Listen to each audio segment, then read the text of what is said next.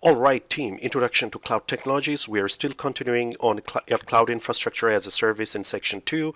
This subsection 2.3 is all about virtual machines. Let's get started. So we have discussed or thrown around the term virtual machines quite a bit, but what are they? What are virtual machines? If you are already in the industry for a while and you have been using virtualization for a while, don't worry about this section. This is very, very basic. And this is for people who are just getting into technology and understanding what virtual machines are. Okay? So what are they? Virtual machines, in a very, very high level basic term, is computer within a computer. Sandboxed computer with a computer. What does this mean? So let's say you have a physical computer. In our case, we have a Dell server's image right over here. Okay, it's one physical computer. It's very similar to a desktop or a laptop you are on watching this course. Now, the thing with this physical server is that it just has more resources. It's more enterprise grade. It's just more stronger and bigger. That's what it is. Now, when we take this computer and we start breaking them into small discrete chunks, like you can actually see that we have about 5 virtual machines that are created here, we are essentially creating these little computers within this large computer. Okay, and they are sandbox, which means that this VM, virtual machine, or computer, whatever you want to call it, has its own existence and thinks that it only exists by itself. It is not fully aware of the existence of all these other computers over here. And by what I mean by not knowing about their existence is that it doesn't mostly care about them. It computes in its own as a own computer. Okay, so it has its own resources that it functions within. Now, typically, when you use like a VMware or Hyper-V, the hypervisor or the operating system of virtualization that allows you to create this computer within a computer, these virtual machines over here is basically a computer file or an image, whatever you call it, okay? And I want you to remember the image part. And it behaves like an actual computer. So if you go on this physical computer and look at the files, these five virtual machines over here will be 5 different files. Like in Hyper-V, the file extension is VHDX or VHD, and in VMware it will be VMDK. So these disks or these files are actual computers that happen on a physical computer, okay? They're called images or files, okay? Stick with images because that's what we are calling them in the cloud platform as well. Now, each virtual machine provides its own virtual hardware that includes CPU, memory, hard drives, your network interfaces, and everything else over here. So they will have their own resources here. They will have their own resources here. So all these resources they have is only for them, right? Because they're sandbox. But basically, they are shared from this physical server. So let's say you have a total of 64 gigs of RAM on the physical server. Maybe I will give this one 8, this one 8, and so on. This one may be 32, this one may be 4 gigs, depending on my requirements. But when you log in to these virtual machines, you'll see only 8 gigs of RAM over here, regardless of 64 that you have over here. Why? Because you have provided them with their own virtual hardware. So as far as their existence is concerned, they only have the hardware that you have provided them. Okay. Now, this virtual hardware is mapped to the real hardware of the physical machine, as we have discussed. All of this possible through hypervisors, okay? Like the Hyper-V and the VMware is the most important thing that helps you create these virtual machines or create these computers within the computers. In the compute world, or in the cloud compute world, let me be precise, they use hypervisors as well. So for example, Azure uses a very specific type of Hyper-V in their data centers to provide you the virtual machines, which you have zero access to and no control over. Okay, because they do all of that for you, like we mentioned in our previous subsection, infrastructure as a service. And you don't have to worry about managing that, maintaining that, patching that, or doing everything. Amazon, they do their own thing as well. They have their own hypervisor that is facilitating the whole thing for you. Now, moving on from virtual machines or what a virtual machine says, and this is something very important for cloud technology, is regions or locations. Cloud service provider calls them different thing. In Azure, they're called regions. And I have put the link over there that you can go, because this gets updating very often every few months when Microsoft adds a new data center. So what are these regions? So if you recall, in our previous section, I have mentioned that you can have data centers that you are a customer of, right? So what Microsoft has done is they have created data center throughout the world. You can, if you look at this global map over here, anywhere there is a blue dot is an available region, means they have data centers there. What do we mean by they have data centers there? What I mean is that in one region, for example, I am in Canada Central over here. It may be one data center in this region, or there can be multiple data centers within the region as well. Okay, so when you go create a resource in Azure, you basically have to first tell them which region do you want this in. And you probably want this closer to you for whatever reason, right? I mean, let's say that your customers are in Canada like I am, then you want the data center to be closer to you for faster response or whatever. These days, for the most part, it doesn't matter because the networks are super duper fast, but it's probably easier for you to do it in the region you are in. And within the region, like I mentioned, they have multiple data centers or can have multiple data centers for a higher redundancy within the region. So most of the major regions over here, there are possibly one or more data centers within that region for high availability. Now, moving on to the virtual machine prerequisites in Azure. So the next subsection we're going to actually get on Azure portal and start creating the virtual machine. But these are the prerequisites you need to know.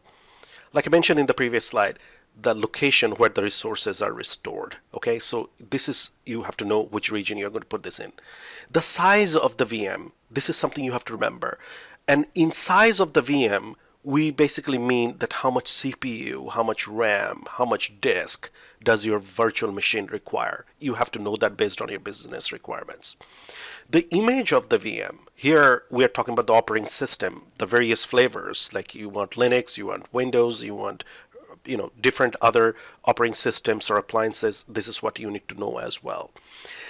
In the cloud platform, you basically do not go and install the operating system, like something you are probably used to on premises on Hyper-V and VMware, that hey, you have an ISO file or you have the installer file and you go and install the operating system. In cloud platform, when you say I want a Windows Server 2019 data center, for example, and you pick that image, you provision it, and you'll find out that it's already installed for you. So you will never go through an installer in a cloud platform. It's already done. It's image based. Okay. You want Red Hat, it's done for you. You want Ubuntu, it's done for you. So all these vendors, they have worked and created their images on the cloud platform. In fact, you can actually go and create an image for yourself as well, and you can upload it. That's a little bit beyond this course that we are doing here, but I'll show you where you go and do that.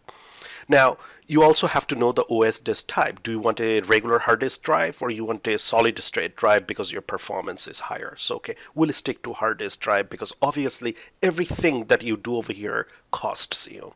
Okay, so you have to know that for training purposes, I try to keep the cost as minimum as possible. Like in the last section, I mentioned that you are going to be on a trial subscription. You only have few dollars to spend in the next month or so. Let's keep it as minimal as possible. And the last thing is that a network the VM will run on. So I'm not going to get into too much networking in this course, but I'll do the basic configuration so you can see what this network looks like. So what are we building? Well, we are building this. So we are going to be in an Azure subscription. And in the Azure subscription, we are going to create a virtual machine called Eduonix VM1 or Virtual Machine 1. It's going to be in a virtual network called Eduonix VNet that we are going to create, and it's going to be located in there.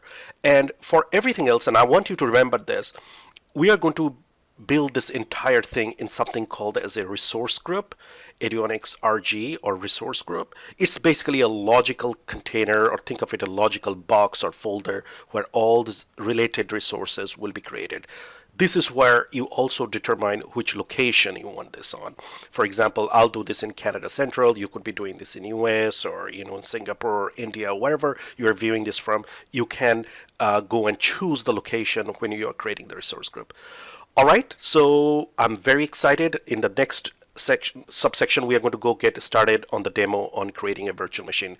We are still on section 2, Cloud Infrastructure as a Service, and I'm very excited to get started with our demo creating virtual machines in Azure. We are going to get into our Azure subscription, and we are going to create our very first Azure resource in the cloud. So what we are building, this is pretty much should be a little familiar from the last section when we were talking about creating the virtual machines or virtual machines in general. What we are going to build is a web server, okay? And this is how it's going to look. It's going to be very simple, one resource group, one virtual network with a subnet, and Eduonix VM1 is going to be the virtual machine. So let's go get started. All right, so I'm on the portal.azure.com right here.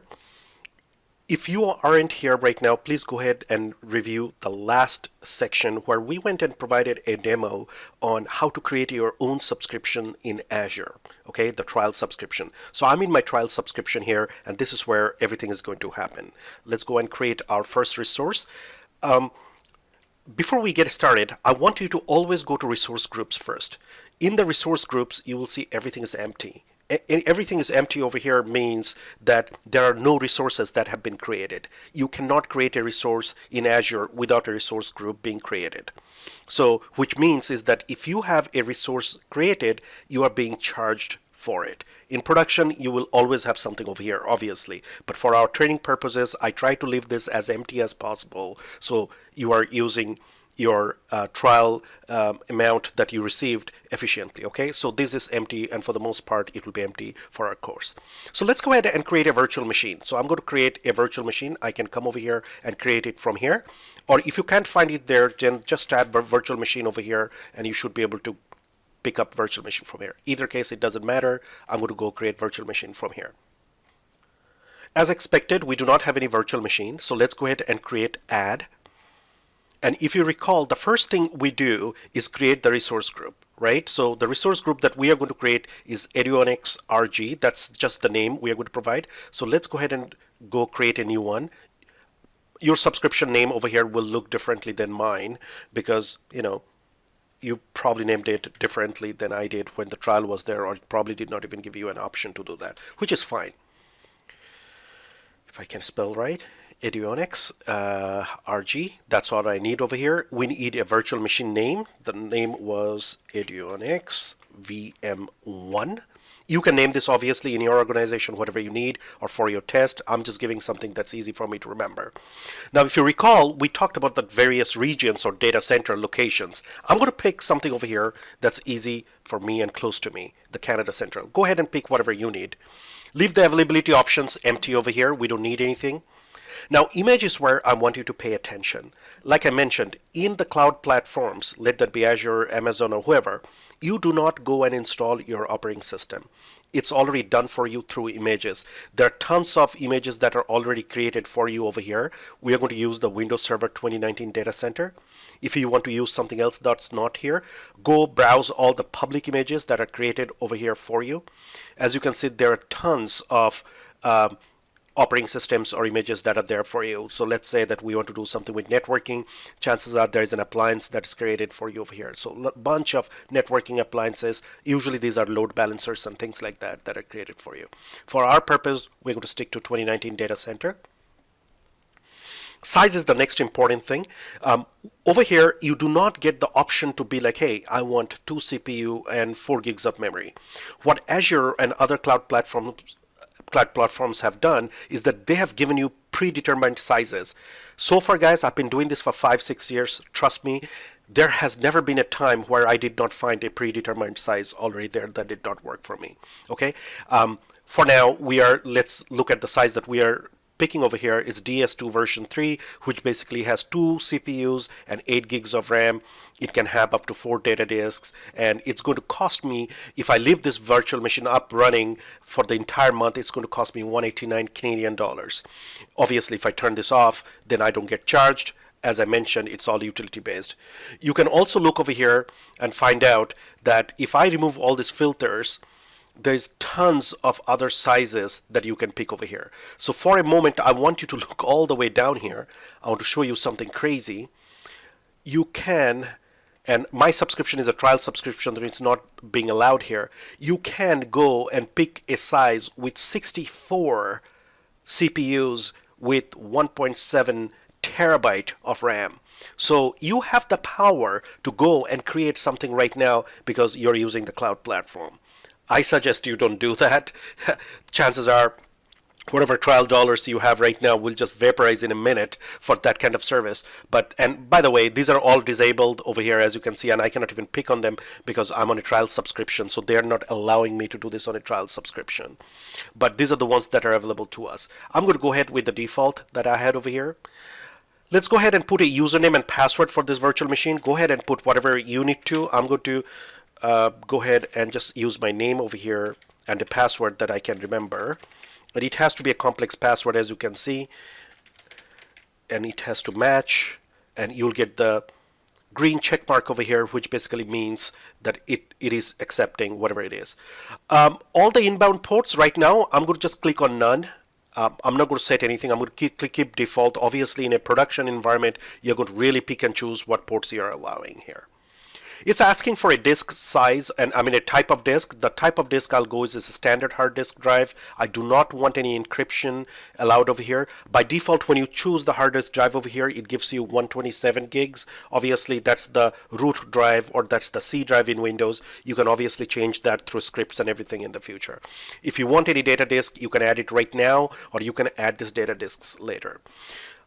Guys, for a moment, I want you to appreciate that you know, this kind of stuff right now in a production environment means putting physical disks in or attaching with a NAS or a storage area network like a SAN. Over here, these are like little options and you're good to go, right? So it's amazing. With the networking over here, I believe that we were going to create a networking with the address space 10100. So let's go ahead and do that. And if you don't understand this, that's fine. For now, just follow what I'm doing right now. Networking is not really what this section and this course is about, but we are going to just name this Eduonix VNet. 10.100/16 was the address space we have used. The subnet name, I believe we just called it default, and this was the address range that we put over there. So let's go do the same thing over here. We're just going to call it default. And the address range is going to be 10.100, and this has to correspond obviously with this address space over here, otherwise you're going to get an error. Leave that.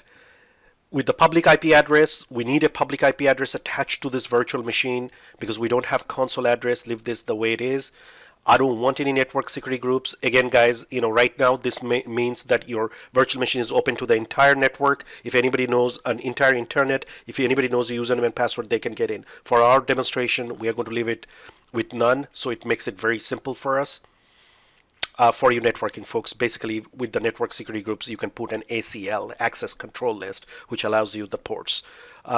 OS boot diagnostics, I don't need this. With the advanced, I'll leave it default as well. Tags are going to be empty. Review and create, it's basically reviewing and finding out that if this is good, running final validation, validation passed. It's actually showing us that it's going to cost us 25 cents Canadian per hour if we keep running this. So let's go ahead and click on create. As you can see over here, this little bell icon over here, it's showing that the deployment is in progress. It's also showing the deployment is progress in here, right? So you know that it's being built. It takes good 2-3 minutes for this to get provisioned. I'm going to pause and come back when the provisioning is done. All right, looks like the virtual machine has been provisioned. It actually says deployment is complete, and you saw the little notification over here. It took good 2-3 minutes. So we can click on go to resource from here directly, but I'm not going to do that. I'm going to just come over here, go to resource groups first to show you that there is a resource group that was created, Eduonix RG, and you can click on this and see all the resources that have been created in this resource group. There was a virtual machine created, it needed an IP address, it needed a NIC, it needed a disk, we created a virtual network, and there was a network watcher that was created as well. For the most part, this will always be empty, so don't worry about it if this shows up here that, hey, I did not create it. Let's go to the virtual machines as well, and we should see our virtual machine, Eduonix VM1 created here, right? And it's running, it's showing resource group where it's located, and let's go click on that as well. And you can see here the usual information about this virtual machine over here. You can go to networking and see what happened here. We created, this is the public IP, the private IP address, the network interface. But for the most part, for this section right now, we're going to be on the overview. You can see that you can connect to the virtual machine over here, and we'll get to that in a second. You can restart the virtual machine, stop it, delete it, all these things from here. So since it's a Windows machine, let's go click on connect and choose RDP. It will download an RDP file basically, or you could have actually done this with you opening up the remote desktop connection and putting in the public IP address yourself. I'm going to go ahead and click the download RDP file. Let's go and click on that, and we are going to connect to the virtual machine. The username that we used for creating this virtual machine, go ahead and put that at this time and click on yes. So in basically using Azure, in a couple of minutes, in 2-3 minutes, we have actually created a virtual machine. We can create as many virtual machines as we want. It's unlimited resources based on how much you are going to pay. You have all this access to you through infrastructure as a service. So basically, Azure took care of everything till this point where it tells you, all right, buddy, you have the virtual machine for yourself. From now on, you take it from here, you do whatever you need to do on the virtual machine. So from an infrastructure as a service point of view, you have full control on this virtual machine and do whatever you need to do. Okay, so at this point we have kind of concluded how to create a virtual machine, but I wanted to make this a little meaningful for you. So I'm going to go ahead and install the web server that I promised to actually show that something is going on. And I'm going to go real fast. If you don't understand how to do this on a Windows machine or have never done it before or used Linux or whatever, don't worry too much about it. Just follow me over here and you should be able to do this yourself. I'm going to pick the web server IIS. I'm going to check on that, click on next, accept all the defaults, keep going, install, and this takes about good 2-3 minutes. I'm going to pause and come back once the installation is completed. All right, 2 minutes later, installation succeeded. So we have a web server. So let's come to tools over here and go to Internet Information Services IIS Manager. So it basically will open up the console that takes care of your web server. So I'm pretty sure it will show the default site over here. Okay, so basically the default site shows a splash web page. I'm going to make it a little bit more interesting. So right click on this and go explore, and you should be on C drive, inetpub folder, www root. I'm going to delete this, and I'm going to put a default file in there. Don't worry about it. I will provide this file to you, but basically just put the default over here. Okay, so right now we have a web server with a web page that we have put over there. So let's minimize this RDP session. So we are back on where the workstation where I was going and creating the virtual machine in Azure. Let's go pick up this public IP address, right? So this is how web servers work. You go HTTP and you go ahead and dump this IP address, and it should take us directly to the web page. Hello world, right? This is where our web server is, and you can see we just have created a virtual machine. We created the IIS over there, the web server, and we put our own web page. Now we can even browse to it. Okay, this is how web servers are created. Now, from an infrastructure as a service point of view, to wrap up the concept, think about it. Virtual machine was given to us, and everything below that was given to us by Azure. They're taking care of the physical hardware and everything else. We were given access to the virtual machine, and here we went and did everything we want to do on the virtual machine over here. So this is still on us to create the web server, make sure the pages are there, and doing everything on us, okay? So the pros of infrastructure as a service is that everything is given to you, you have full access, and the con was you still have you still have to do your own work. This is something we'll address in a platform as a service section. But for now, I want you to figure out how to create the virtual machine and manage that from there. So that's what we have accomplished here. Now, once you're done with this demo, you can turn it off, or you can come to the resource group over here. And I think I created the Azure portal by mistake, but come over here to the resource groups. And what I want you to do is go ahead to the resource group and delete this resource group. So this way you don't have any resources left over here, so you're not going to be billed for it. Okay, be very careful when you're doing this in production environment, because this is where you can get into a lot of trouble. You could be having 20 different virtual machines in one resource group, and you can delete this, which means your entire data center just got deleted. Trust me, it has happened to me. I know people who have done worse with this. Just a fair warning. For us, we want to keep our subscription as clean as possible so we don't get charged for it. But I guess that concludes our demo of creating virtual machines in Azure, and I will see you in the next section. Thank you.